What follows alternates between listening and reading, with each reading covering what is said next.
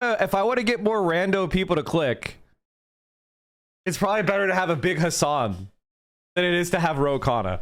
So with the tie break being more clout for me, we're watching Hasan. On the night of the election, I was the only left-wing media figure in a sea of right-wing commentary. Are you consuming thank you everybody for all the gifties. You guys are the best. Thank you so much, especially Ham and Fist for the 20 bomb. Thank you so much. Right kind of podcasts? Are you consuming the right kind of movies? Did lifting weights turn you into a fascist? Yes. No, it doesn't. It doesn't turn you into a fascist, but it does make you gay. What? I don't think it's off base to say that America is dominated by a center-right party and a far-right party. Why doesn't irony poisoning work in this other direction? The first hospital bill that comes in, they're going to recognize what real white genocide looks like. And they're going to get on the first fucking plane back to South Africa. Welcome to Doomscroll. I'm your host, Joshua Citarella. My guest is Hasan Piker, a live streamer and political commentator. Do you want to bring us up to speed about the events of the last 24 hours or so? Yeah, I'm going to read you, actually, the New York Post. Oh, my favorite paper of record, yeah. The real paper of record, the real gray lady. I'm going to read you the headline. Lefty influencer Hasan Piker kicked off Twitch after sick comments about DC Jewish museum shooting. And then I'm going to read you what because they put the actual comment in it. Because it was a conversation that I was having on my stream when everyone was saying it was a false flag operation. And I was like, I don't think this is, but it has the markings of a false flag, so I understand why people think that. Sure. To which, here, I'll read it.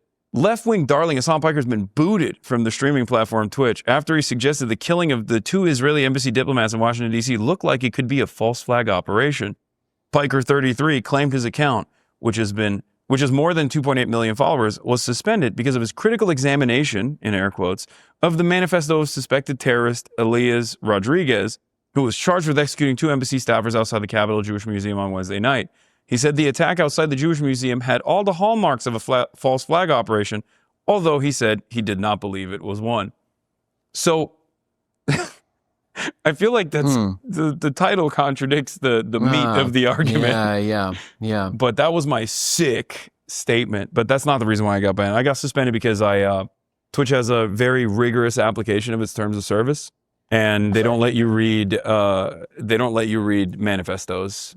Didn't you do that like 4-5 times in the past? I've done it a lot. I do it every time. Yeah. Actually. And the reason why I do it, and I make it very clear while I'm in the process of doing it, is because a big part of my job is to offer media literacy to people who don't have it. Many Americans don't. And a part of that is to like dispel the immediate rumors that circulate.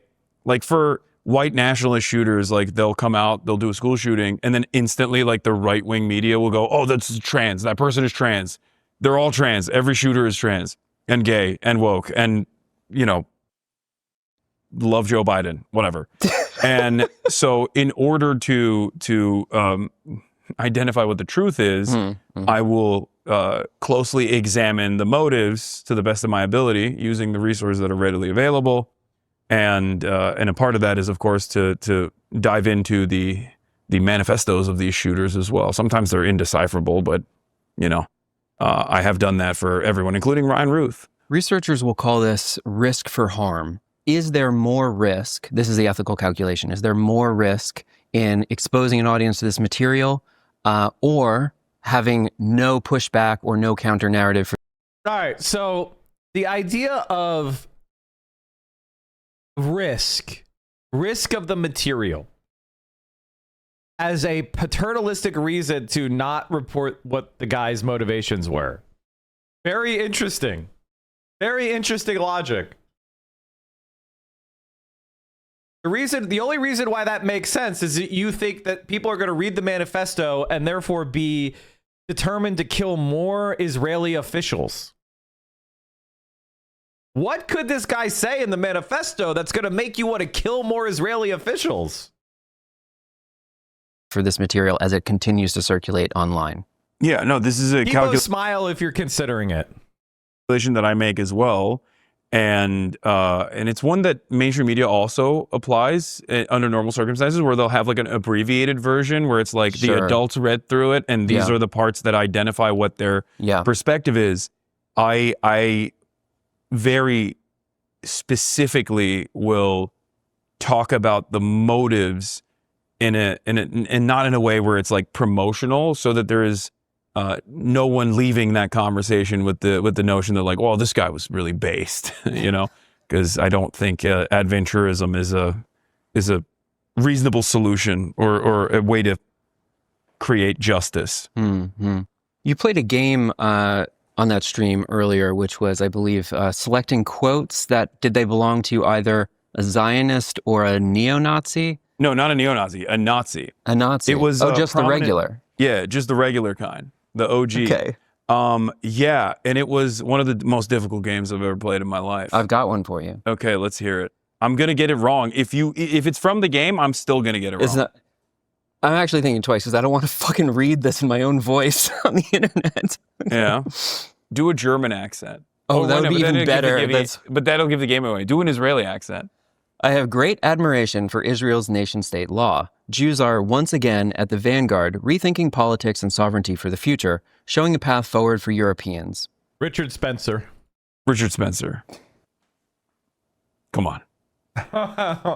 I nailed it. Well done. Yes. Yeah. 2018 Richard Spencer. Yeah. Yeah. Yeah. Yeah. Did you have a particular... In fact, I think we even talked about that. I think like Hasan and I might have talked about that exact quote. Like, I feel like Richard Spencer was always like oh yeah, Israel is doing exactly what we want to do guy. Particular text or experience that politicized you as a young person? American healthcare. When I came out here, I grew up in Turkey, and there's a nationalized healthcare system, but then there's private healthcare as well, private health insurance as well. But I think it was like my first ambulance ride and the bill that came after where I was like, this is insane. Yeah, that definitely was radicalizing. How old were you at that time? 18, when I first came to America to go to college. Yeah. What kind of injury did you sustain? I blacked out. That's okay. Yeah. Yeah. Well, that'll still do it. Very expensive. In the 2024 election, young men swung 15 points to the right. How did this happen? Andrew Tate. Really? Okay. No. I mean, it's part of it for sure. I mean, I don't think like it's entirely because of like the types of content that people consume. I think that there are obvious issues with the lack of hope for a better future for many people in my generation and the next one for sure. And I think in that space, people feel lost, people feel rudderless, and then Republicans capitalize on that anxiety and that fear very well and redirect that anger to more appropriate targets from their calculation, like vulnerable targets, marginalized communities, and the Democrats don't do anything about that. They don't even care to address any of these material inequalities. Pair that up with a sense of entitlement that young men have, and then how that entitlement doesn't match reality once they get to a certain age. And you have this dangerous combination of young men becoming more and more reactionary. The predominant narrative, I mean, I did so many podcasts, media, pull quotes, stuff like this, commenting, pushing back against this narrative, but people seem to operate under this perception that it was because of certain podcasts that young men voted overwhelmingly in this direction.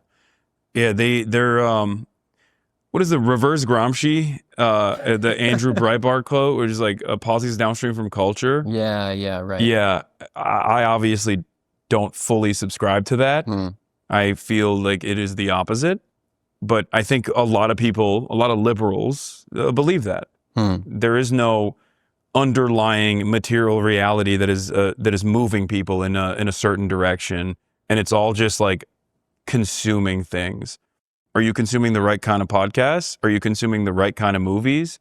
Does the movie have like a bad lesson or a good lesson? Does it even have bad characters in it? These are the types of things that I think a lot of liberals worry about, and it's the wrong thing to worry about in general. So no, I don't think it's like podcasts alone that is creating this like dangerous radicalizing force. Having said that, of course, they played a role in it, for sure. The manosphere definitely plays a role in it. And the real role that they play is to offer some kind of victimhood narrative, but in the wrong direction, taking a lot of the nervous energy that young men have about their future prospects or lack thereof, and then doing the wrong kind of systemic analysis, saying that it's feminism that's at fault, or saying that women are at fault, or saying that trans people and a hyper focus on trans people is the reason why the Democrats don't care about you. And then I think people subscribe to that. No one wants to feel like they're responsible. And there is truth to the fact that no one is individually responsible for their own demise, especially when we're talking about systemic forces. But either you make that correct analysis and say, well, here are the reasons why your job opportunities look terrible, and it's not because Guatemalan migrants. And when the counterbalance to the reactionary force in the country, the Democrats, don't do that, then of course people are going to go, well, this seems like a good narrative. I'm happy with this. It's comforting, and that's how they become more and more right wing.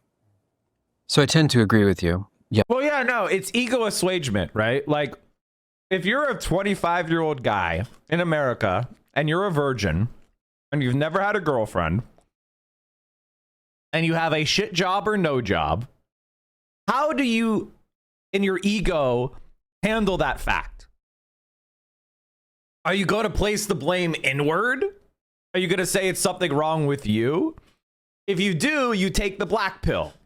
You become an incel black-pilled person where you're like, you know, they believe that their genetics just led them to be an inferior human and they are never going to date anybody, and that's the black pill.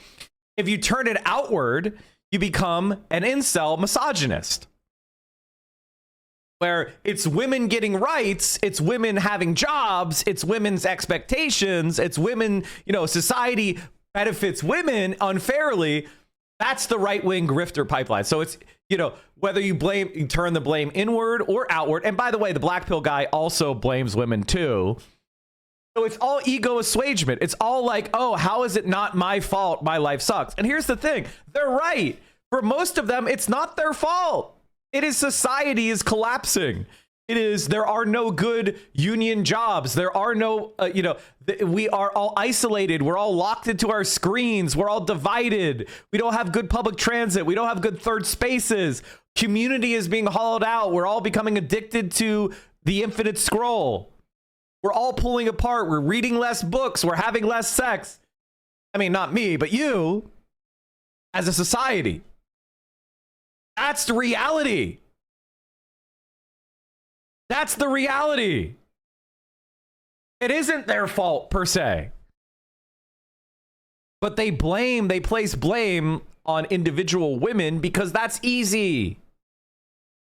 Yeah, I think the material conditions are more of a determining factor than the media someone consumes. But we both find ourselves in this position where we speak to audiences, we talk about political narratives. What role does media play in politics? How does it shape political outcomes? What role does it serve? It can be agitative propaganda, like what I do, or it can play the role of normalizing the harm that you experience, or try to normalize the harm that you experience in your day-to-day experiences as a young man, or anyone really. And I think that's what mainstream media is doing. That is their primary focus, is their primary goal, is to say like, no, it's not, things are not crazy. Things are not bad. You should be scared of any sort of change.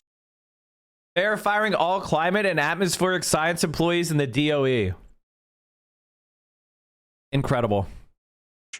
I mean, the New York Times does this, obviously, with Israel-Palestine, and to a degree where I think it's actually harming their remaining credibility with a lot of people. But also, a great example of this is, I think Trump did a West Point cadet speech the other day. And in that speech, he was talking about how, we're no longer doing trans stuff in the military. And the New York Times actually approached it in a way of like sane washing Trump and his statements. And I think that in and of itself, like things like that are ever present in mainstream narratives. It's not your boss screwing you over. It's not capitalism that is causing you harm. It's actually all of those things are good. It's a vibe session. Don't worry that you experienced negative real wage growth for a year and a half under the Biden administration. It's gone now. We're having a soft rebound. Like the economy's going to be good. You should vote for Joe Biden. Joe Biden is not crazy. Joe Biden is not demented. Don't believe your eyes. Don't believe what you see. Of course, he's not demented. These are the types of things that the media is tasked with doing. Do you see yourself more as a vanguard or an expression of the popular will? I guess a bit of both. I think I have opinions that are fairly agreeable if people were to sit down and consume it charitably. But having said that, I do tend to make an argument to try to get people on board with certain issues that they have not critically examined, to try and actively show them an alternative way of looking at things. So I guess it's a bit of both. I'm on the one hand leading, but also on the other hand taking a stance that is commonplace. Like this is just normal. This is normal stuff. You want healthcare? Everybody wants healthcare. It should be free. What are we, worse than the French? Like they're allowed to have it. Why can't we do it? You know? You and I first got in touch around 2018, 19. Yeah. We started talking about how the left needed to compete with the media impact of the right. 6-7 years later, what is the status of that project? Yeah, failure. Ultimate failure. Complete and utter annihilation. On the night of the election, I was the only left-wing media figure in a sea of right-wing commentary, right-wing commentators on my live stream coverage of the election. And that is after I had to deal with Richie Torres, Democratic Congressperson Richie Torres, the ADL, and numerous other Israel advocacy organizations demanding that I get banned from the platform before the election. And in spite of that, I think I was like number 3 or something. And I mean, my views aren't botted, unlike Rumble, Dan Bongino, who was, I think, in the top slot there, and like Charlie Kirk. Just people who are directly in the administration now. But out of the top 10, I was the only person that was left-wing. There was not even a liberal on there. It was just all right-wing content creators. Why are there so few? I mean, I've been watching this space for a long time, right? It's like, why aren't there a dozen? Why aren't there 20 very prominent, large audiences? I think there are numerous hurdles. First of all, it's super easy to digest media that is inherently reactionary, inherently right-wing. Sure. So it's much easier to like that. This format lends itself to just simply sitting around, posturing, and saying, "This is just common sense." What do you mean, police brutality? It has to happen. Otherwise, you know, they won't say the quiet part out loud. They won't say that, like, or some will. They'll say, you know, black people are inferior or whatever. But most people that want to engage in like right-wing commentary can just like rely on the pre-existing the pre-existing systems of inequality to masquerade as though they have a common sense perspective. All the way from Ben Shapiro to Asmongold, who is a newcomer to the space, even though he's dominating. You laugh. Is he like the 8th most searched thing on YouTube? He is a powerhouse, a dynamo. He is now the face of the American right online. I do take a little bit of, I shouldn't say this, I take a little bit of joy in this happening to the DOE as I'm taking environmental sciences sustainability class is so surreal. The thing you need to understand about America is, for the longest time, we've said it's socialism or barbarism. And this is what it looks like when a society is choosing barbarism. You have to understand that to be a Trump supporter or a conservative or even a centrist Democrat at this point in history, you have to be ahistorical. You have to be a climate denier. You have to be a science denier. You have to be an economics denier. This shit simply does not work, and we know it doesn't work, and we know what they're doing is just damaging. They are peasant brains. Now, luckily, there's a country in the world right now who is led by a political class that actually cares about their own people. It's called China.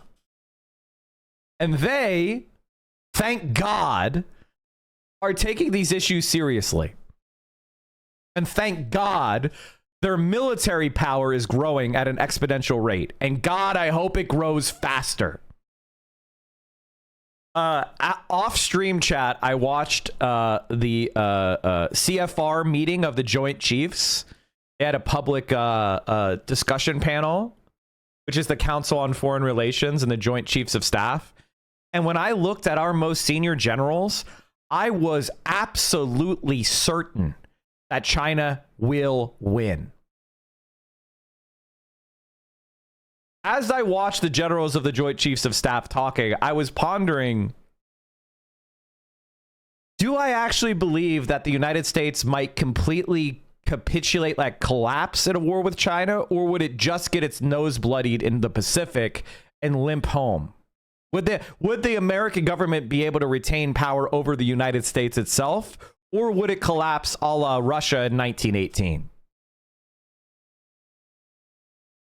The incompetence, the stupidity, the profligacy, the delusion, the bravado was actually so pathetic that it was unbelievable. I almost want to watch it with you, but I know that you guys don't care, and it would be, you know, it's stuff that I learned so I could do analysis for you, and you won't care to watch me watch something like that.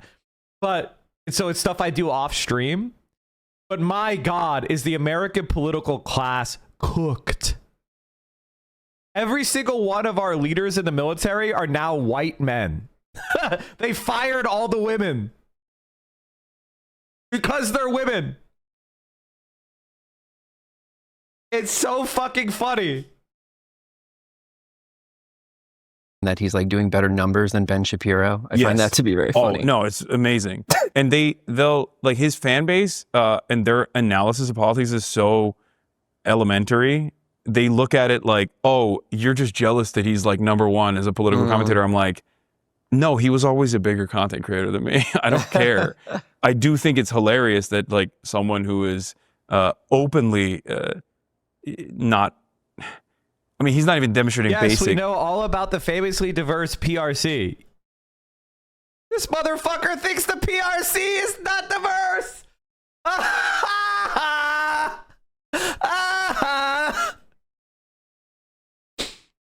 Oh my God.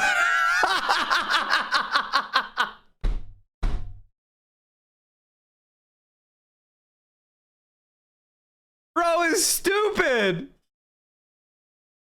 Also, it's very funny when you talk about America, the way that nationalists react is like, America loves gay people and diversity. Donald Trump is president, dummy. You can't criticize China for not being pro-diversity or pro-gay rights enough when Donald fucking Trump is in charge of America with a trifecta and 6 Supreme Court judges. America doesn't like diversity. America doesn't like women. America doesn't like gay people. America doesn't like immigrants. Shut the fuck up. Shut the fuck up. You can't criticize China on those grounds. Aside from like the optics of it all, someone who's like openly not very intelligent about political commentary is like such a domineering force on the right. It basically is the proof that the proof of the thing that I always say, which is that it's super easy to grift to the right. It's incredibly easy. It takes nothing. They call it irony poisoning. Oh, yeah. Yeah. Why doesn't irony poisoning work in this other direction? Why does it only move people to the right? I think it does. I think irony, like a lefty pole communist, for example, or I think that's successful to a certain degree. There's just not that many. It's like America was always very comfortable with fascism, and there was only like a brief period where America fought fascism. It's Ollie's birthday today too. Happy birthday, Ollie! quickly turned back and utilized fascism as a way to stop communism. So I think that when all of the forces of the federal government, the intelligence agencies, were actively undermining any sort of revolutionary sentiment, destroying it, sometimes assassinating political leaders, or finding groups that they consider to be subversive and destroying them from within, that tradition has not carried on enough that like these guys could go out and meme into existence like a robust leftist force online. There's a level of state repression that just doesn't apply to the right. Maybe. Historic state repression and just like complete and utter annihilation of any sort of left movement in this country that has been so successful that people consider Bernie Sanders to be like a radical communist. I want to ask you about that later in terms of like what left spectrum we're actually even talking about. Yeah. But on this topic of memes, people think Nancy Pelosi's a communist. Nancy Pelosi? I mean, they say it, yeah. Candace Owens famously once said to Joe Rogan, Jeff Bezos is a communist. Jeff Bezos. Okay, that one actually. So Amazon is a planned economy. There is a small argument for that. Like, there's a fringe argument. I don't think it's a fringe argument at all. I think that Amazon should be nationalized, at least the store. I think the store should be nationalized or so heavily regulated as to be nationalized. Because, like, same thing with the App Store on phones. I think that we should regulate these companies so they can't charge more than 5% of the proceeds from the app stores and stuff. Like, there's too many gatekeepers in the economy right now, and they need to be heavily reined in.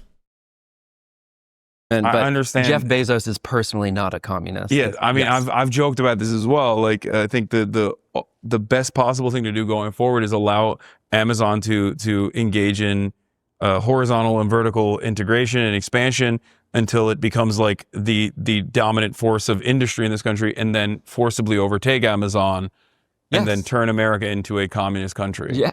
Fuck yeah. Centrally planned economy. Yeah. No, I think, well, that is probably more likely to happen than a communist revolution in this country. So that's Is that more likely than social democracy, though? I would say social democracy is a better bet in the short term. Maybe. I don't know. I don't think so. I don't. Here's my feeling about all this shit. If you're a person who thinks about politics from an intellectual perspective, you have absolutely no idea how dangerous this country currently is, and that under the right conditions, I would not be surprised if there was French Revolution style mass executions that could happen in my lifetime. I am not calling for that. I think that would be bad. But the political class of this country is so fucking despised that is something that could happen. And it's not good. That's a really bad thing. That's why I think we need to do reforms immediately so that these institutions can start to get some legitimacy back, because I don't want violence. I hate violence. Violence is terrible because sometimes it hits the wrong target. Even when you were fighting the Nazis, you were killing innocent people. You were killing innocent French civilians. You were killing innocent German civilians. You were killing innocent Belgian civilians. There were random people that were just killed, whose lives were ruined, that had nothing to do with anything. Violence is bad. It has splash damage effects. But I think that the hatred of the elite in this country is at such a fever pitch. There's no telling how it could spin.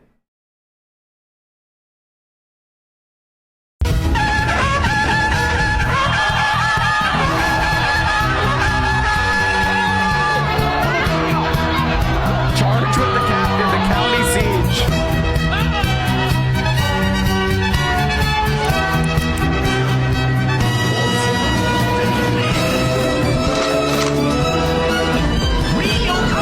Bro, Hasan needs to do this when he goes to China. Bro, I get the... can I carry the party flag? Can I carry the party flag? Basically, it's reenacting a very famous socialist attack in Chinese history.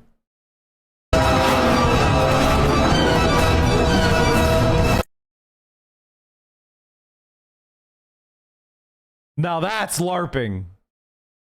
I mean, that's well, they haven't been doesn't very seem like successful. we're going in that direction. Amazon is doing great. So yeah. On this topic of memes, how should we interpret the White House's meme posting? Ugh, I want to kill myself every time I see one of these like dog shit AI slop. I've thought about this a lot. It's not just the White House. I think like there's this new wave in the right where I feel like these guys know that they suck and that they're not cool, and they almost wear like being uncool as a badge. Because like being uncool, because everything is about triggering the libs, right? Triggering the opposition, owning the opposition. That has not changed. That's the underpinning of reactionary thought. Whichever way you achieve that goal, no matter how much you are humiliating yourself in the process, it's still a victory. And I feel like nowadays, like Elon Musk is so deeply uncool and so repulsive. Yeah. In almost like a primal way. When I see him, I'm like, something activates in my brain, or I'm just like so disgusted. But I think he sings. You should sue Mr. Tadpole. To a specific frequency of morons who see that as cool, or look at the response to that sort of behavior from, you know, the liberal elite or whatever. Right. And they go, that's cool because liberals don't like that. And I think now with the memes from the White House, I feel like it's turned into that. It's turned into, oh, does this piss off whatever liberal blob? Then that's good. It's cool. It's a strange moment because this idea of oppositionality, of like, I grew up with this sense that the left was kind of an edgy countercultural identity. And now this thing seems to have shifted where there's all of these young people that feel like literally the people in power posting these memes, pissing off journalists, I suppose, that is what is like edgy and against the power. Yeah, no, that's who holds the power is New York Times columnists. Right. In this country. Did you grow up with a similar, maybe this is a mistaken assumption, but this idea that like the left was rebellious and punk? Well, I grew up in Turkey, so I don't know. I didn't even, and I wouldn't say that I was a leftist growing up. So, I mean, I guess, yeah, I was under the assumption that radical movements were usually on the side of socialism and some form of liberation, economic liberation. So, and I think that still very much exists. It's just that it's branding. People have been able to, under this neoliberal monoculture that we exist in, because it's such a dominant force in all of our lives, so dominant and so ever consuming that like the Republicans themselves are liberals as well, and have the same exact like liberal tendencies, that anything that cuts through that in a direction that owns the libs is seen as I guess counterculture, when it very clearly isn't. You can't be counterculture if your worldview is the same as your grandfather, your racist grandfather who watches Fox News all the time. That's not exactly counterculture. It's a much more difficult hurdle to climb if you are a leftist, because you are at odds with the Democratic Party and the largest, most popular force of what is supposed to represent leftist politics. Right. And you are, of course, completely at odds with the Republican Party.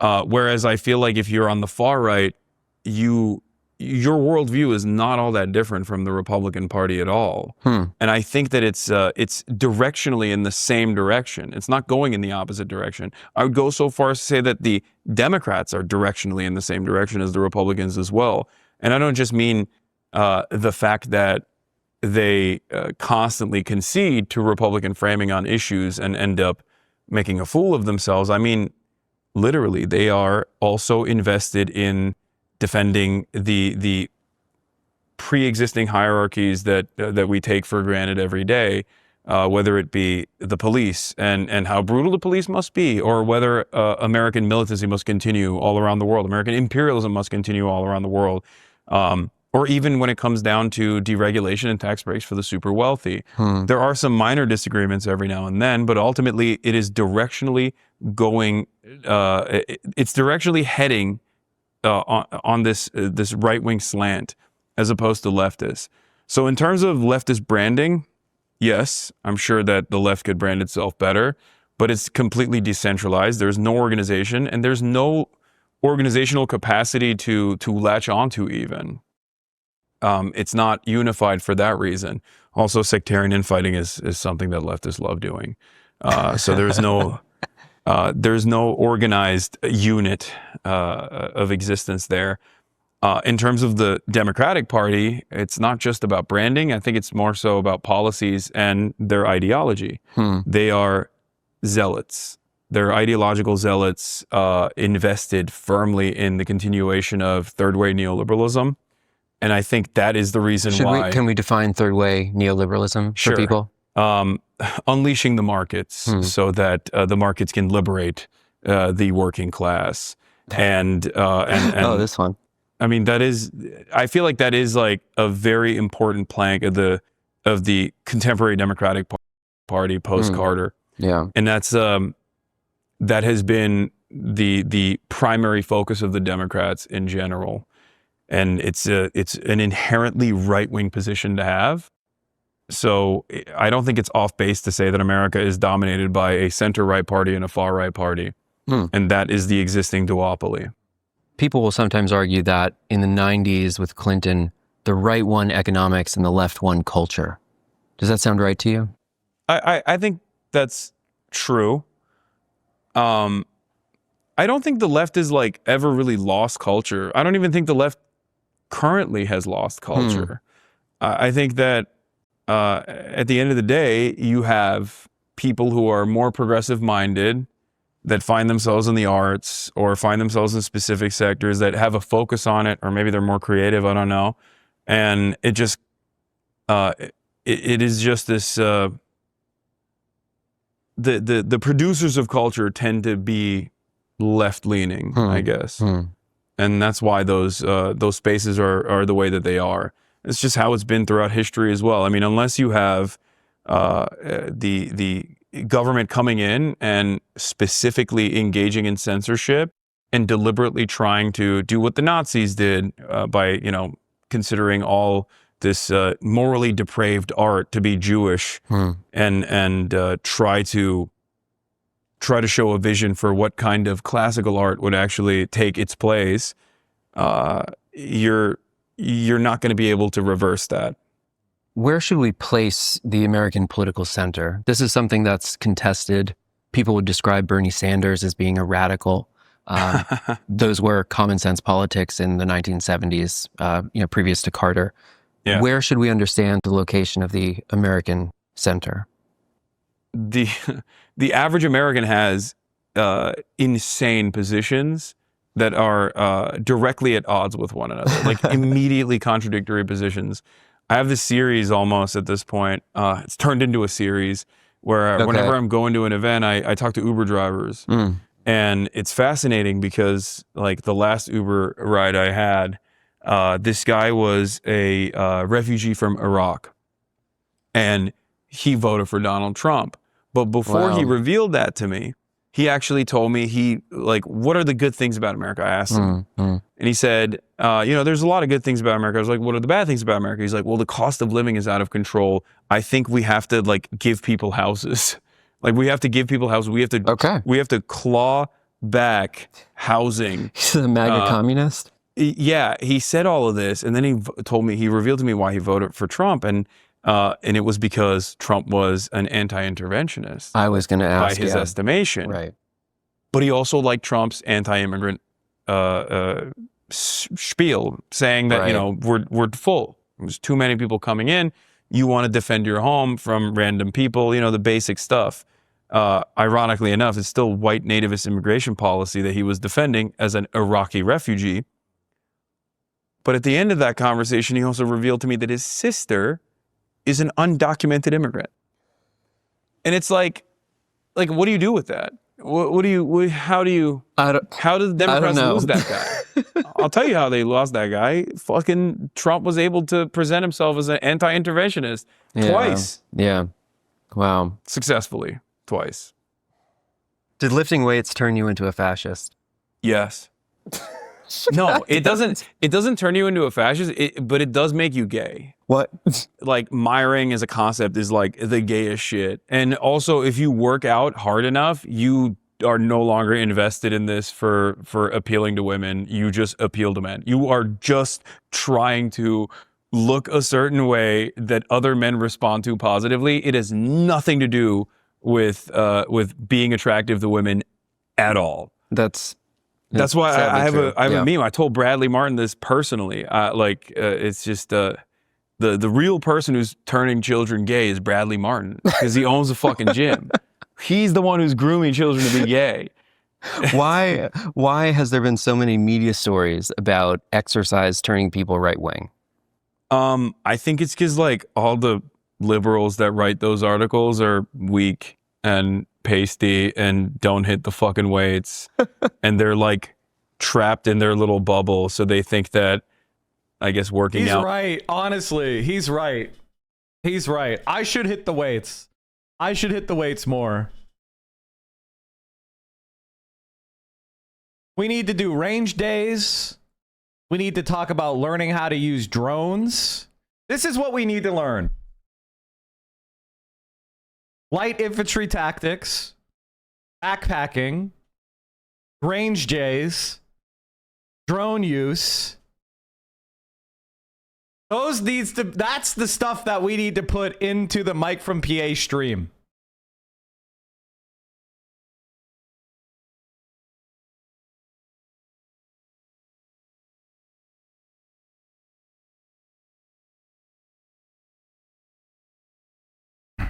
I would love to get into drones.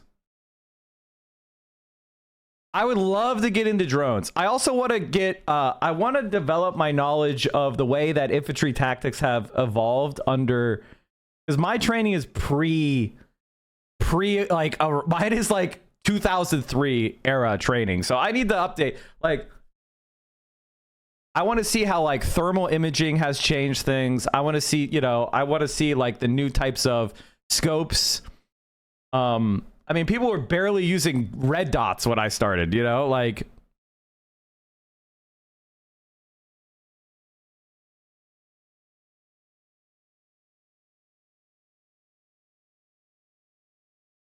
If you want great home stuff, I want to learn more about just in general, studying the insurgency and more general, just for my own edification and interest. I would love, is there any books on the modern insurgent tactics? Like, is the US Army putting out insurgent tactics guide manuals anymore? Or are they all like 30 years out of date?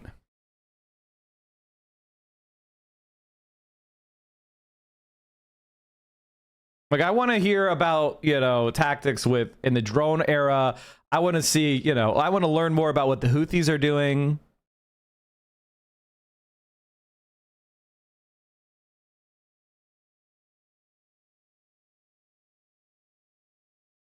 I feel like Hamas made major mistakes and not like they should have had their own drone program. You know what I mean? Like, why didn't Hamas have like 20,000 drones that were all, fiber optic drones rising out of the fucking rubble? It feels like they were just a little bit out of date with that tactic.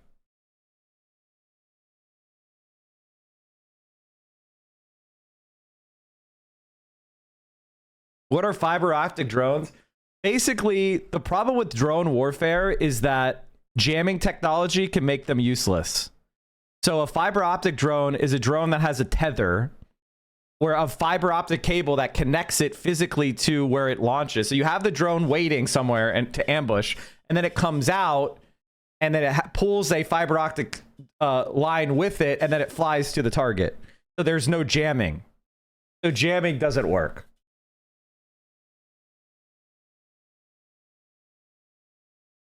Because like the problem with regular drones is if you're like transmitting to them, they could just put a full spectrum jamming, like where they just blast like on all frequencies at maximum volume, and so your directions to the drone don't work. They get blocked by the jamming device. So the counter to that is to have them be tethered. You could also do something that's very interesting where like, never mind, I'm not going to get into it. But my point is, I want to learn more about all that. Why not just make murder bots? I mean, that's definitely going to happen. You're definitely right about that. The problem is like, are you going to have the model be completely on the device? But yeah, they're definitely building murder bots, without a doubt. They're definitely making bots that are AI Terminators. Like, it's happening. It's already happening. Like, check out War of the Flea in US Manual 324. How old is that, though? How old is that? 2014? That's too old. That's too old. We live in a drone era now. We live in a drone era. The best way that insurgents have successfully countered modern militaries is improvised explosive devices and drones. That is the weapons that are the most capable of countering modern militaries. You don't want to like actually be physically present because they have like the modern militaries have like omniscient level battlefield awareness. They have like heat signatures and they have drones looking for with AI like detection that's looking for any pixel that changes. And then you know what I mean? Like, so concealment and is way more important than it's ever been. And the way that weapons can be guided to your location, like the modern battlefield is nothing like it was even 10 years ago. If you look at what's happening in Ukraine, it's just like drones against drones. You know, it is like who's got anti-drone equipment? You know, it is anytime someone pops their head up, there's a fucking drone diving on them. It's terrible. Somehow. It's not. Have you seen a right winger? They're fat as fuck. I don't understand. Like Americans are fat as fuck. The average right winger is not exactly living a healthy lifestyle. I would go so far as to say the average liberal absolutely is. But again, it's marketing, it's branding. We just like only focus on branding, and the right is like pummeled that meme to death, basically, of the SJW that like the average diabetic Southerner thinks, you know, this is how the libtards are. It's like, have you been? I mean, look outside in California. You will see people that are insanely healthy, insanely dialed in. But I guess they do exhibit a lot of fascist tendencies. So maybe working out does make you fascist. Like when it comes to their opinions on homeless people. So is Donald Trump a fascist? I feel like he's not well read enough to be a fascist. Like I think he's just kind of leaning on the pre-existent nascent fascist tendency that the average small business owner has that dominates this country's politics. And that's it. He just happened to be the guy who is a room reader and is leaning on that wave. And it also corresponds to his goals as well, like being an unaccountable force of I was going to say evil, but honestly, it's just more pro-Trump. Like if it was he just wants to be a tyrant, and it works. Like this meta, the fascist meta works for him. So I'm of two minds about this, but we saw a few years ago when people would say capital F fascism, that had the indirect result of empowering a lot of people who were like literal national socialists. People who had extremely marginal, like a few thousand followers, all of a sudden got on CNN, got huge megaphones. Yeah, that was a big mistake. And it gave them a lot of power. Is there a hazard? It's so weird. No one's trying to give me a big megaphone. Why isn't nobody trying to give me a big megaphone? I've got millions, tens of millions of hours watched. I've got hundreds of thousands of followers. Why are they giving me a megaphone? Why are they giving me the megaphone? If I was a right winger, I'd be on Fox News every fucking day. If you just took my position on the left and just made me the equivalent on the right, I'd be on Fox News every fucking day. Using that word? No, not really. But it's only a hazard if you use that word, but you don't mean it. I think a lot of people use that word, but they don't mean it. I think it's perfectly valid at this stage. I used to say he's a proto-fascist in his first term, to get like super technical about it. But again, I would always explain, like, he is not ideologically minded enough to care about this fascist project. Like, take the white genocide narrative, for example. Okay, in South Africa, this was basically like a white nationalist meme. There's like a total, maybe maximum 1,000 Afrikaners in South Africa that claim that this is happening. White South Africans, Afrikaners in general, they all know it's not happening. It's ridiculous.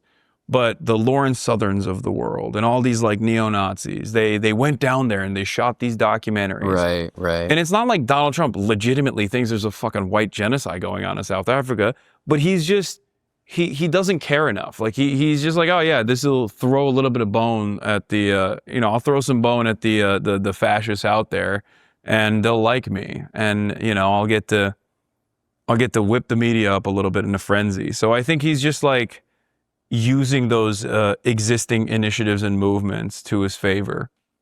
You might know these numbers better than I do, but I think there's a total of 59 people who have tried to claim assignment. 58. Okay. Yeah. I mean, that's what a genocide, guys. 58 people have tried to claim asylum. Wow, what a genocide happening in South Africa. What a pathetic fucking loser Trump is. I'm sorry, chat, for overusing the term pathetic loser, but what do you even say? What do you even say? It's just pathetic. Not a lot of people fleeing a genocide, apparently.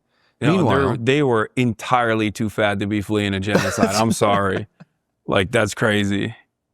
There happens to be another one going on at the same time. He was also like, one of the dudes owns a mine. Like, like they're gonna, I know for a fact they're gonna go back. They're gonna go back to South Africa, because there's no way they're gonna come here and they're gonna try to live here. They are very hog coded. They are born to be American, for the record. I looked at some of their social media profiles, like, they are so perfect for America, both the way they look, the way they carry themselves, the dumb fucking things that they believe. They're perfect for like a Houston suburb, okay? They were destined to live there. But the moment that like they realize like, oh shit, like healthcare, I don't have it, and also the first hospital bill that comes in, they're gonna recognize what real white genocide looks like. And they're gonna get on the first fucking plane back to South Africa. To watch part 2 of this episode, you can support the show on Patreon. What do we mean when we say the word socialism in the 21st century? What do we mean? You're a radical socialist for wanting to increase the corporate tax rate to what it was previous to 1980. They'll say that you're a radical socialist if you want single-payer healthcare that exists in every other advanced country in the world. I mean, what I mean is what do you mean? Any way to evolve out of this current capitalist mode of production, any way, shape, or form it takes, I'm happy with. Any way that we bring about more equitable outcomes for and more autonomy back to every single person. So, I mean, I'm not against Chinese style socialism that is in effect, at least in China to a certain degree. I'm not against any kind of initiative that is inherently anti-capitalist. Why Why is that shocking to you when I said Chinese style socialism? Okay, well, we're going to split hairs for a moment here, but I would call it state-led capitalism. Yeah. Right. But it's also complicated because it's very pragmatic. Like there's certain industries that are not left open to the private sector. Yeah. But there is also this kind of competitive patchwork of Shenzhen and special economic zones. And China is both more socialist and more neoliberal than the United States. And that confuses a lot of people. But I think as long as people's material conditions are improving, and that I mean, I don't know how earnest they are about their They're earnest about growth. They're earnest Their about growth. growth rates are 5.5%. Yeah. In the United States, at the height of the boom, the golden years of liberalism, we had like 4.5, 4.6. China now is more productive, is growing faster than the United States was at its peak. That's fucking crazy. Yeah. Like, I mean, we are that's not great. prepared for that conversation in the 21st century. Yeah, that is a really big deal. That's fantastic. But I don't even care about that. I'm talking about like improving people's material realities. Oh, yeah, which right. Of they course. have.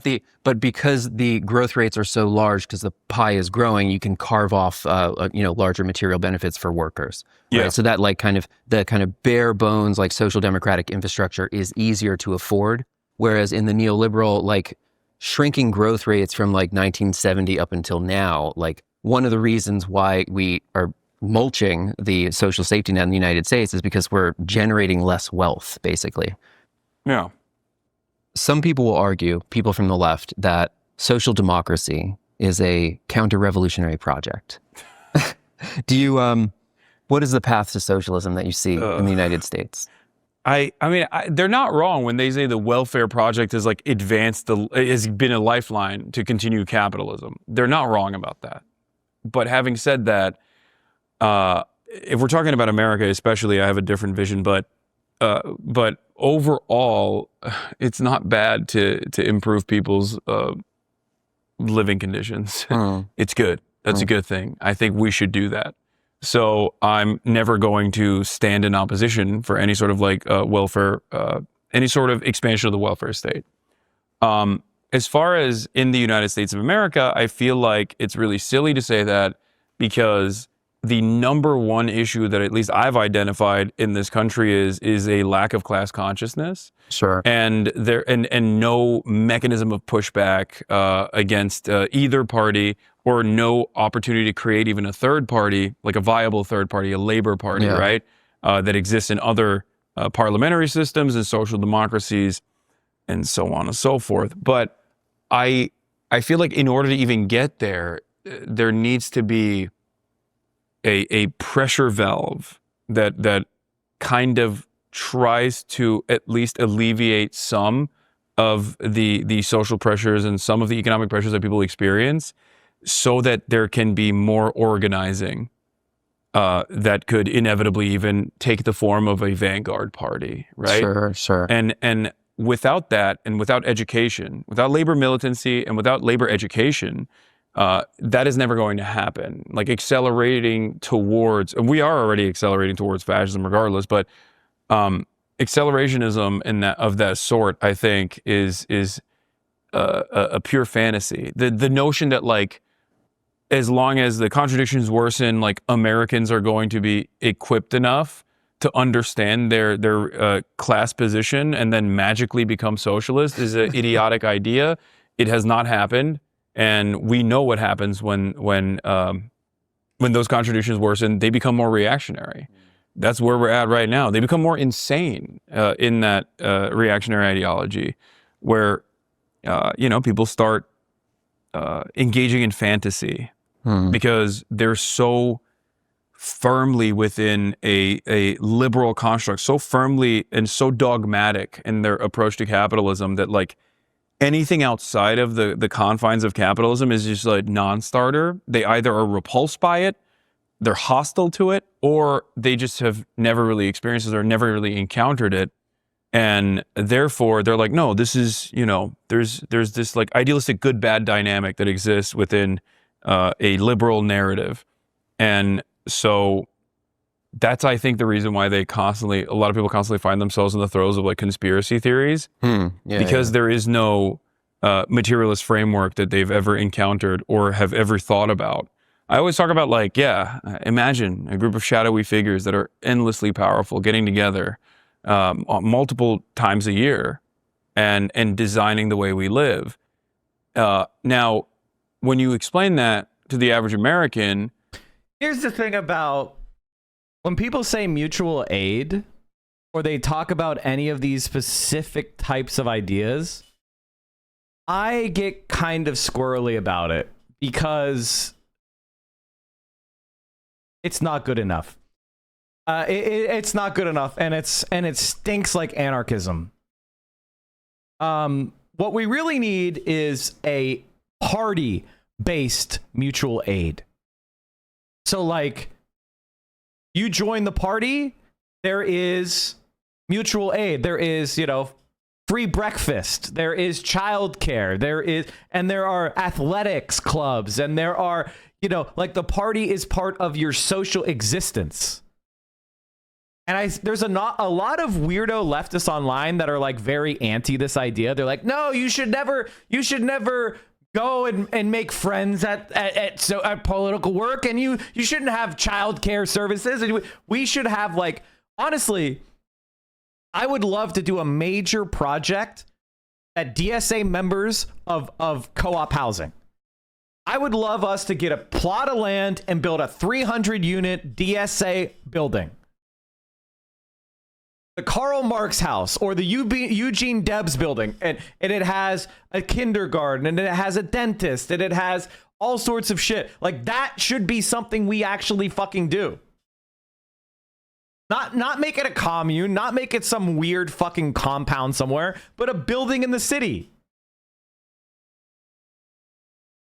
Like an actual thing that we build, and we build another one, and we build another one, and we build another one, and we create this system of a co-op buildings, getting land from the city, and redeveloping this shit. But that is impossible with the government we have. It's impossible with the government you have. You're not going to get the financing. You're not going to be able to build anything. They're going to bog you down in endless fucking permits. They're going to block any of your fucking permitting variances because why? You're building non-profit housing, and they hate it. But the total national DSA budget wouldn't cover that. Well, that's because I'm not trying to like pay it with DSA money. It's about like DSA politicians creating a program where you can get like 0% financing. Like, for example, in Mexico right now, Scheinbaum is giving 0% mortgages. Scheinbaum, 0% mortgages. Mexico's president launches ambitious zero-interest mortgage plan. We should have this, but for social housing. A national 0% mortgage plan for a non-profit co-op building. Where you borrow that money at 0%.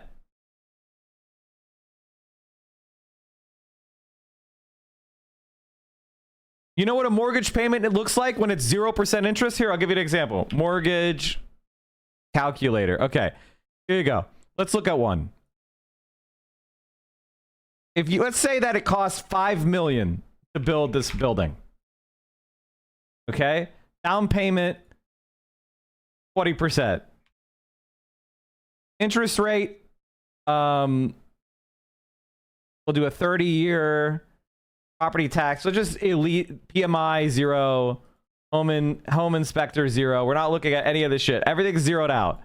Calculate.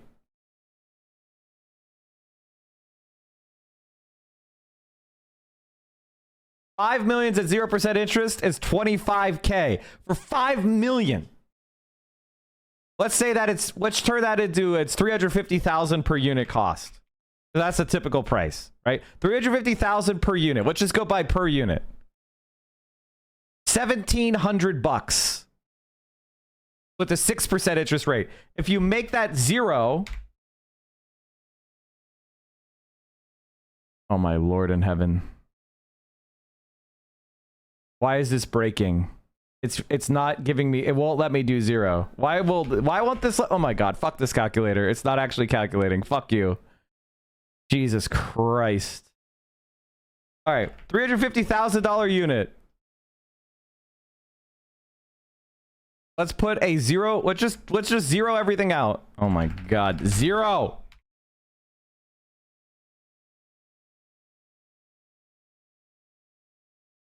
$2,600 for at 6% interest. If you make it 0% interest, same house price, $1,200.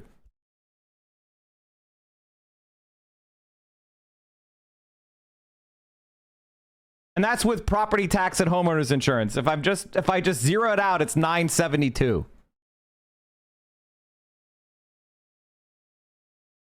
$972 would be the principal payment on a 0% interest loan per month. So a lot of the expense, like 3%, would be a totally normal interest rate. That's $1,476.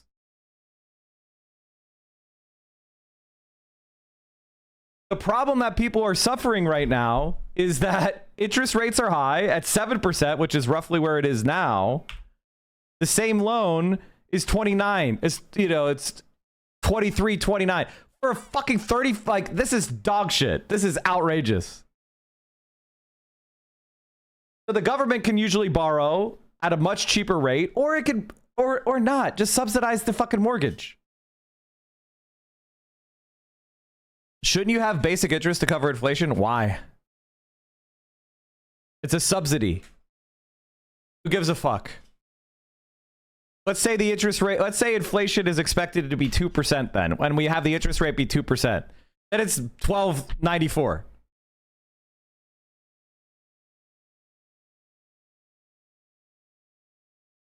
If we're just covering the inflation.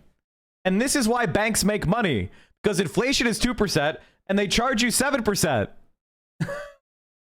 So they pocket that extra $1,000 a month.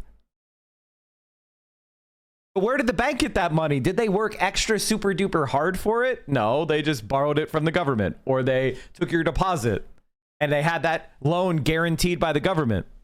There was zero interest, zero fucking risk for them, and they're pocketing 40% of the payment every month. This is why nationalized banking can result in more investment.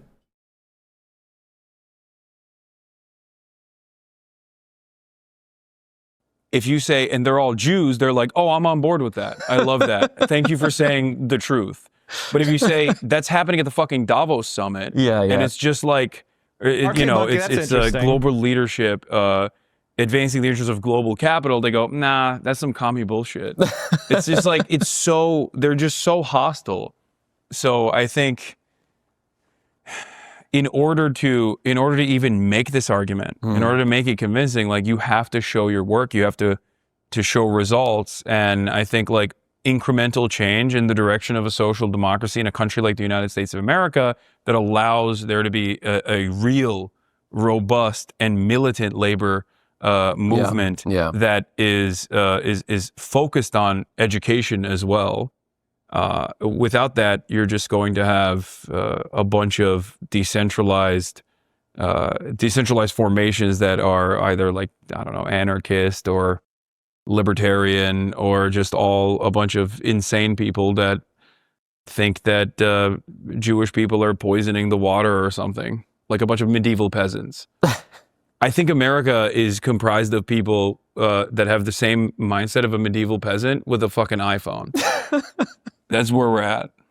So building the coalition for labor, do you have a preference between labor as one of the constituencies that is part of the Democratic Party? Do you prefer this third-party solution, or how do you envision that gaining institutional power?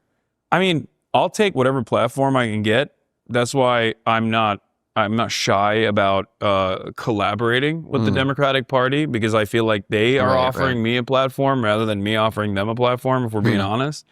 But it doesn't seem like they are willing to budge on that front. It doesn't seem like they are genuinely invested in even winning elections. I feel like I go back and forth on this. The more I communicate with Democrats, their staffers or whatever, the more I realize, like, oh no, they are that stupid. Because, like, either they're malicious and they know that their role is the controlled opposition party, or they're fucking stupid. And sometimes when you actually talk to these people, you realize very quickly, oh no, they're fucking stupid. Well, they're just rigidly ideological, and they may not be aware of it. They're rigidly ideological, and they are so echo chambered in their insane DC bubble that literally they do not understand the world at all. Process and procedure type people. They don't get it. They genuinely don't get it. Okay, so I came across this take that I was immediately allergic to, but it has slowly eaten away at my brain and irony poisoned me, right? The idea that among the left, it is very popular to shit on the Democratic Party for many good reasons. And for the last 8 years, for people who have just gotten into politics, all they know is this kind of third way, 2016 and onward. Of course, that's very understandable. But the proof that the Democratic Party as an institution can actually change is what happened to the fucking Republicans. The idea that the free market evangelists could become the protectionist party, the heterodox economic populism, whether that is rhetoric or policy, we can debate. But the idea that the institution itself can change, the example for that is actually the opposition. So the idea, potentially, this sat very unpleasantly with me before. Like a Trump-style Bernie figure.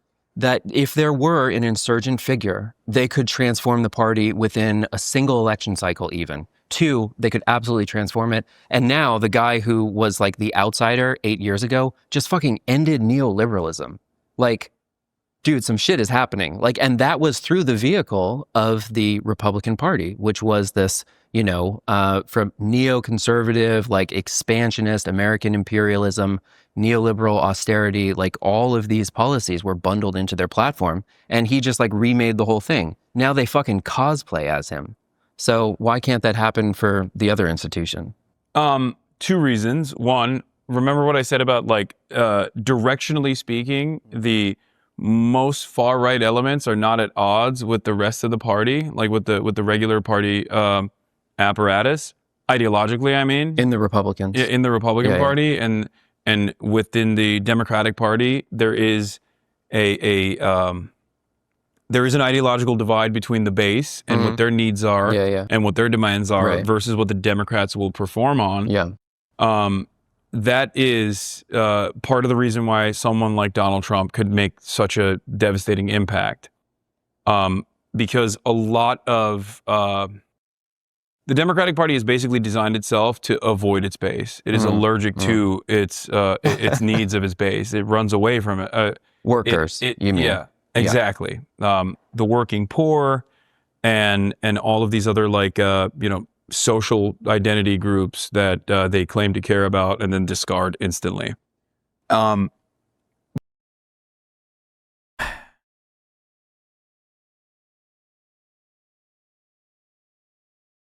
think identity is under-explained in left-wing politics. I think that a lot of leftists talk about class consciousness as something we need to build, but then they don't actually elaborate on what class consciousness really means in a political science sense. And so for me, this is something that I've believed since I was for a very, very long time. One of the most influential thinkers, did Mike shill today? I don't know if I did, but I hit my sub goal, so I didn't bother. One of my, so if you want to sub, please do. So what is identity? So for me, I've always phrased it as politically operative identity. What does that mean? It means what identity do you hold to your closest to you that makes you do political actions?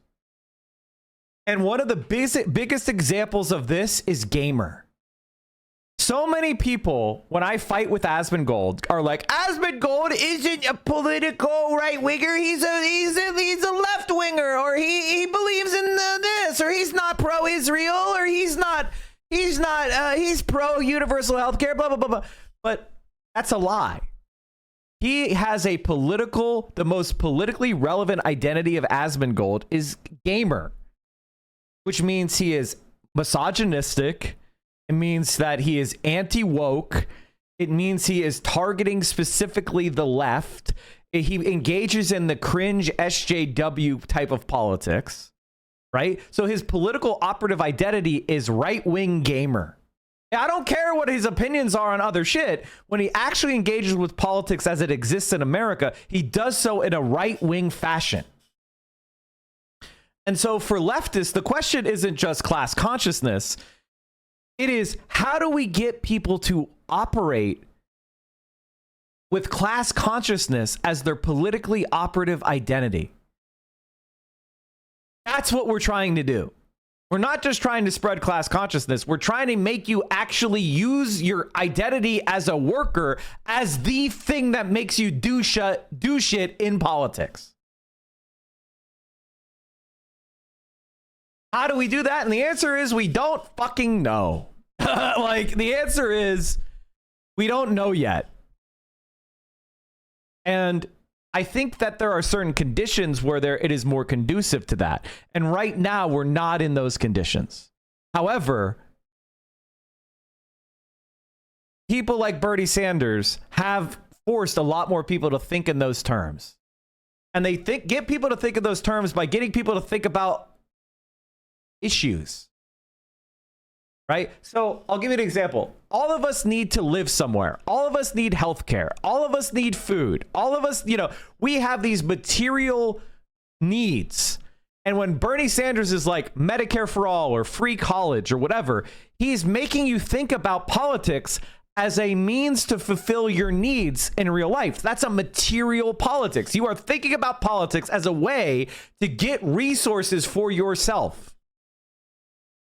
And once you start thinking about politics in that manner, it's only a very short step from being it about yourself to being it about everyone who's just like you. And that is how we hook you. And the masses of people, if they actually believed that I vote for Bernie Sanders equals my life will get better, many more people would do it. In fact, a vast majority of people would do it. And how do I know this? Mexico right now, FDR in American history. When there is a president that people can look at and say, he's going to make my life better, or people like me lives better, and you actually do it, people go, I love this guy. See, you guys are a little bit too young to remember this, but when I was growing up, literally I would know elderly people that still had pictures of FDR up in their homes. In the early 90s and the late 80s, people would still have pictures of FDR in their fucking homes.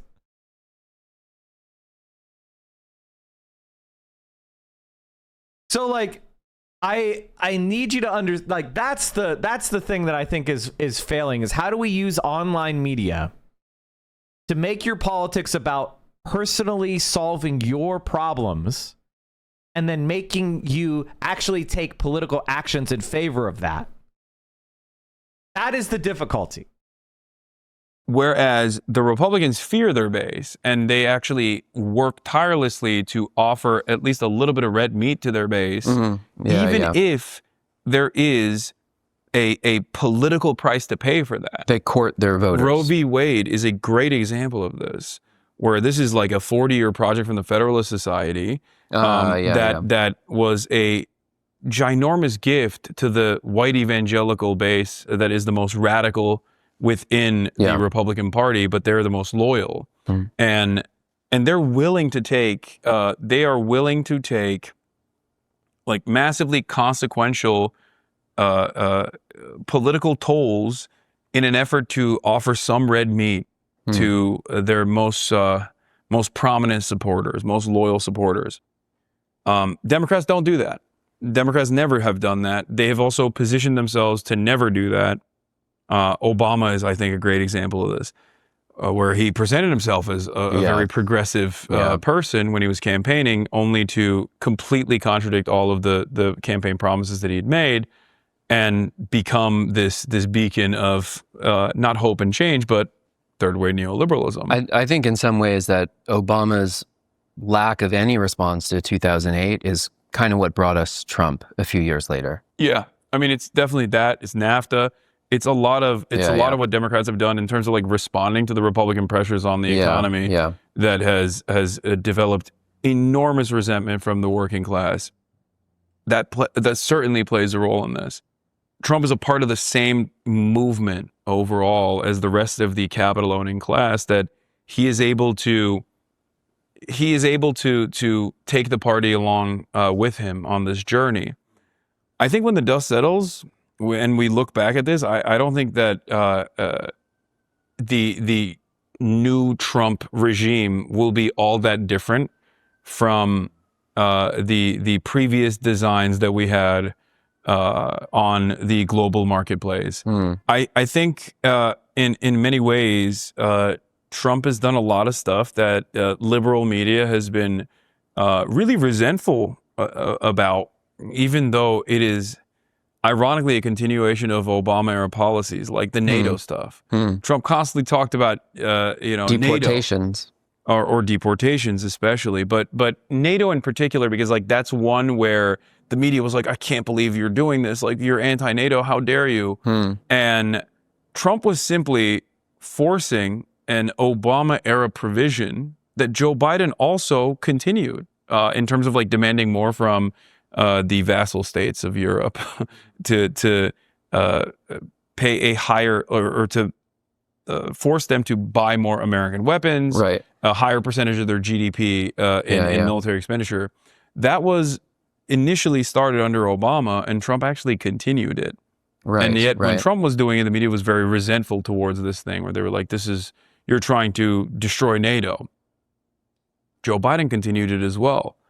Another thing that Trump is doing is the trade wars that he's implemented with China. This is, again, yet another Obama era global trade policy, where I think a lot of American analysts realized that China was rapidly becoming the industrial base of the entire planet, and this was going to be very damaging for their.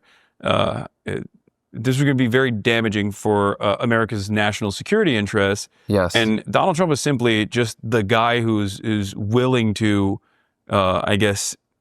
shoulder the pain and the burden of finalizing this project. Right. And he's doing it in a very haphazard fashion, but it's not because he wants to build a American labor movement or a manufacturing base. He hasn't done that at all, and he's not going to be able to do that regardless, unless he turns America into China, ironically enough, and has like a command economy with central planning, and that would take, again, years of training to build a competent enough labor force to do high precision manufacturing, build factories, build a robust infrastructure to be able to do commerce like that. A modicum of industrial policy at all. We don't have that at all. The CHIPS Act doesn't even broach what is necessary. It's like so marginal. And Trump is seemingly against the CHIPS Act while simultaneously trying to do this great American industrial restoration project. And so on that front, I think his ambitions are not all that different from previous administrations.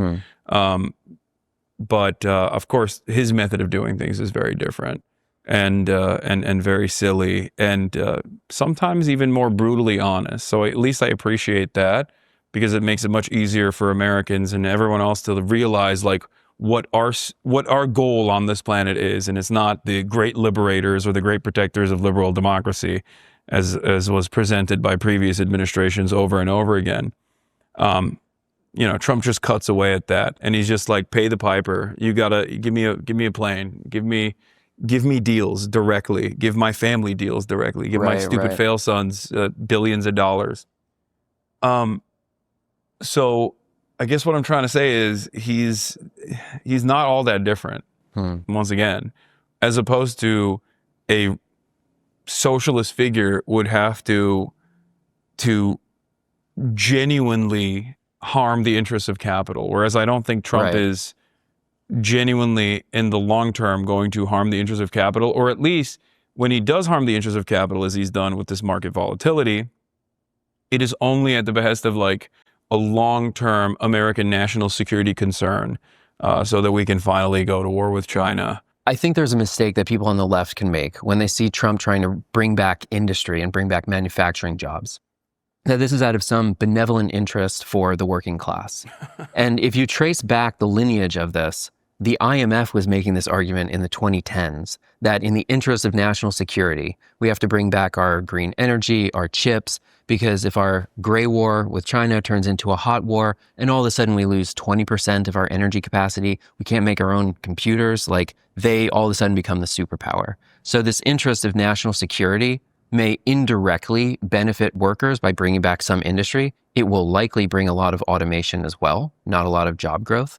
But that mistake that people can fall into sends them down like a weird rabbit hole that somehow Trump is to the left of even the Democrats. Yeah, MAGA communism, baby. That's real. Trump You're is telling me that's not real? Yeah, Trump is a real MAGA communist.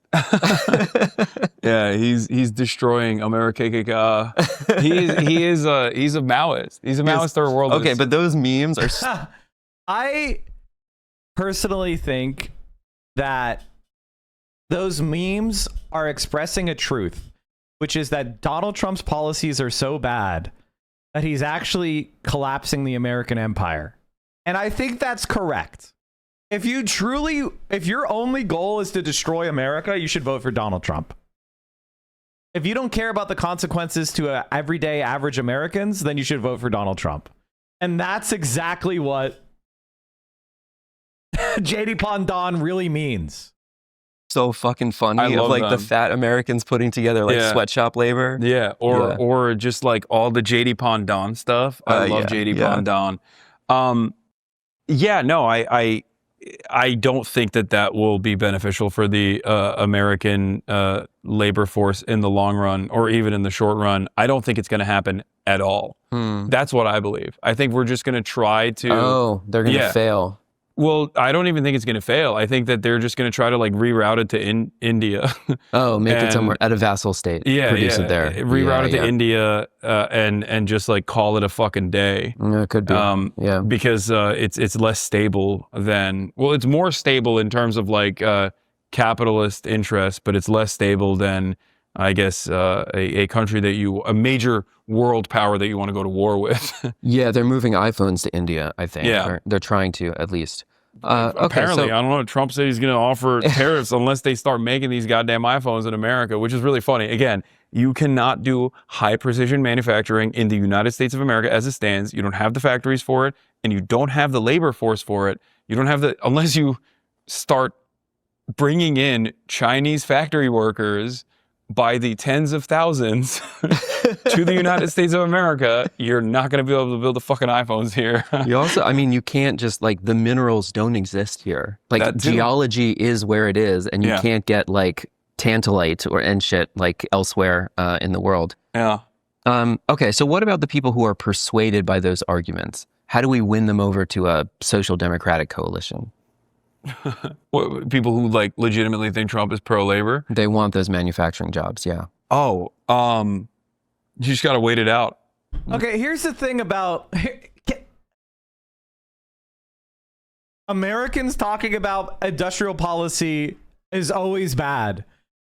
China has 120 million manufacturing jobs right now.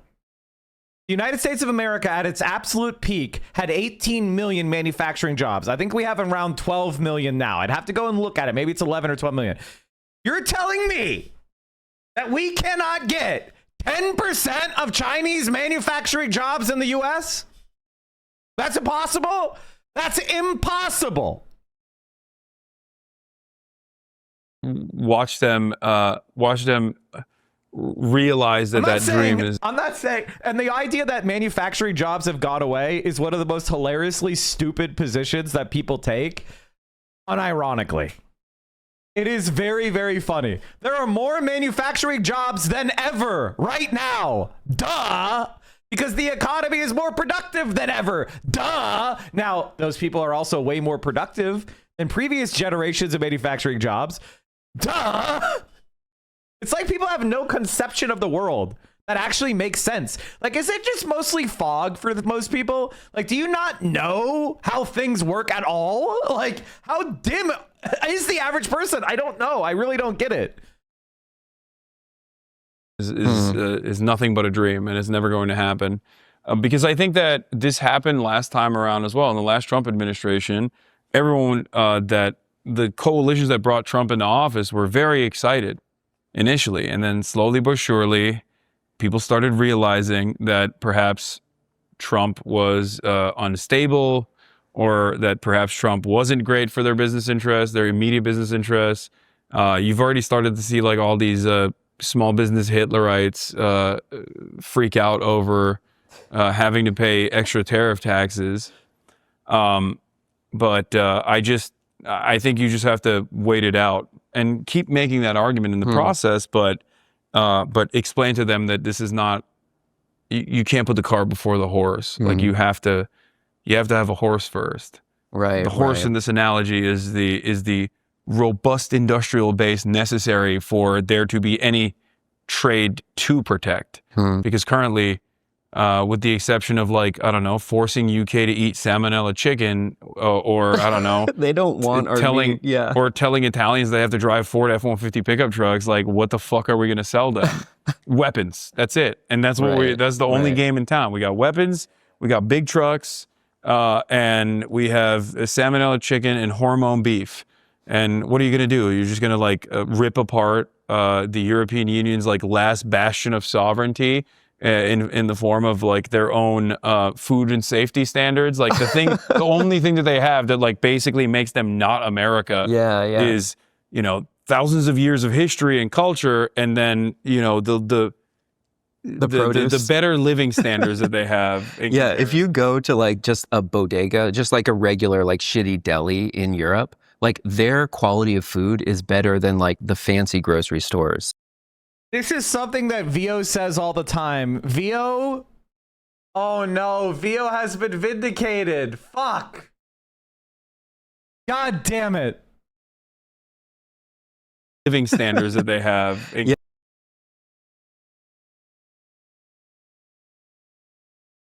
History and culture, and then, you know, the Okay, I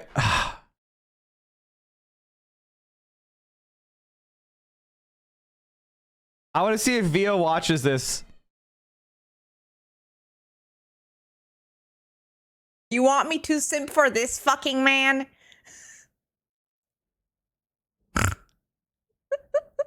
Okay, fine, standards that they What is this? Just watch 30 seconds. Oh my God. makes them not America. Is, you know, thousands of years of history and culture, and then, you know, the better living standards that they have. If you go to like just a bodega, just like a regular like shitty deli in Europe, like their quality of food is better than like the fancy grocery stores in like metropolitan cities. Yeah, they have like competent governments. They have regulations. Still.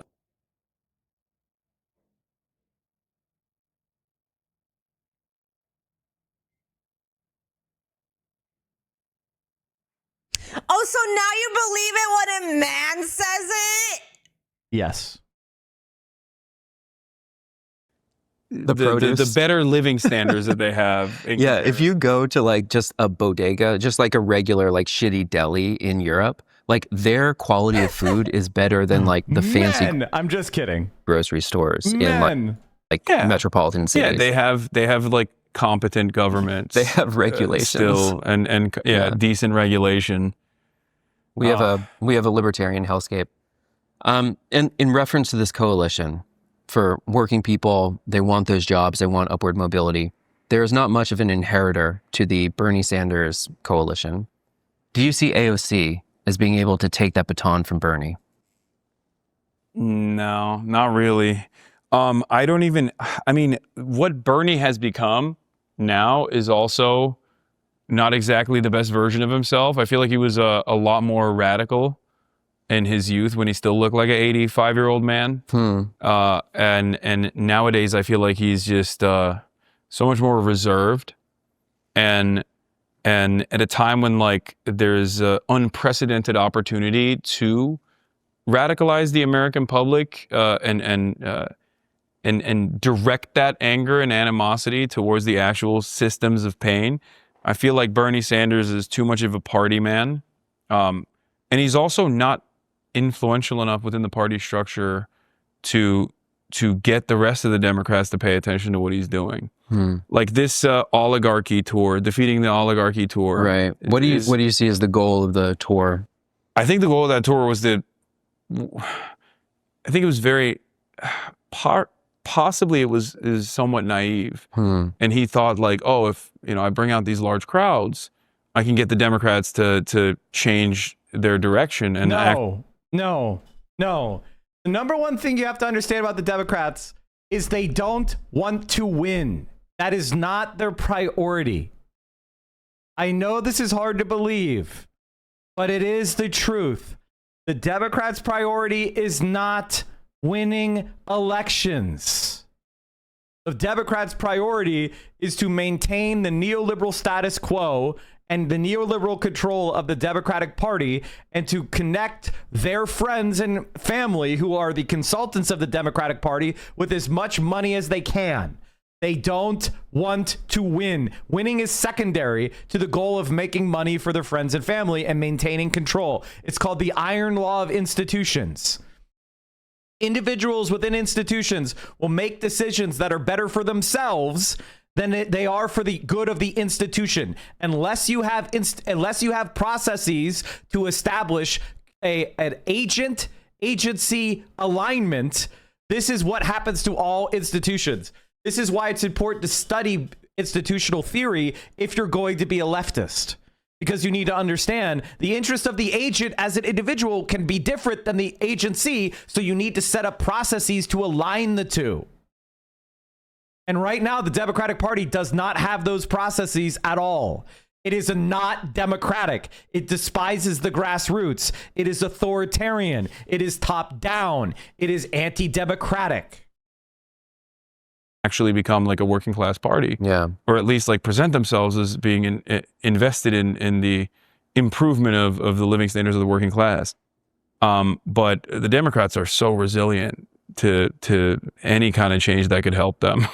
So I don't know if that worked, but I think that there is a real force there. You could have 32,000 people in the middle of the day come out and hear you speak. That means you can move them directionally. You can use them as a grassroots initiative towards certain immediate issues to gum up the works of the Trump administration if you are truly concerned with them trying to deny habeas corpus, or if you're truly concerned with like their First Amendment erosion that they've started the process of by, I guess, using Israel as a weapon, using anti-Semitism as a cynical weapon to undermine First Amendment protections for legal permanent residents. And then inevitably for American citizens as well. If that's a concern that you have, and I hope that that is a concern for Bernie Sanders, use the people power that you have in that direction. Go out to the Jenna detention facility and do a protest, or demand the release of Mahmoud Khalil every day. Go and see proof of life for Mahmoud Khalil in the same way that Van Hollen did for Kilmar Abrego Garcia. That drove discourse for the week, and that actually caused significant political damage to the Trump administration when immigration was Trump's number one, was his most positive agenda item. And by the end of that process, he had majority disapproval on that issue as well. These things take time, but you have to have reading list. Oh God. I need to rebuild my library. I was actually I was about to get myself a library card again, chat. Because I've moved across the world and a lot of my books are in Pennsylvania in a storage unit. Or my parents' basement. And I was like, I'll ship them across the country, and then I haven't gone back to like actually do that. Because it would probably cost me like hundreds of dollars. Leaders actually direct the public and direct discourse in that direction. And I don't think Bernie library cards are insane. You can get like PDFs and you can get ebooks. You can get audiobooks. You can get like movies. You can get video games. You should get your library card. Seriously. You should use libraries more, chat. or AOC are doing that enough. What impact did the genocide in Gaza have on the 2024 election? Oh, it was a major impact. I think that, one, there are a lot of people who were incredibly resentful for understandable reasons. Both people who had direct contact with the victims, but also their friends, and also people who genuinely were like, "This is unconscionable," who were frustrated and moved enough to protest, but could not get themselves to vote for the Democratic Party. The other side of the story is that it allowed Donald Trump to present himself yet again as a anti-interventionist, as the anti-war candidate in comparison to the Democrats, which is, again, a fucking lie, right?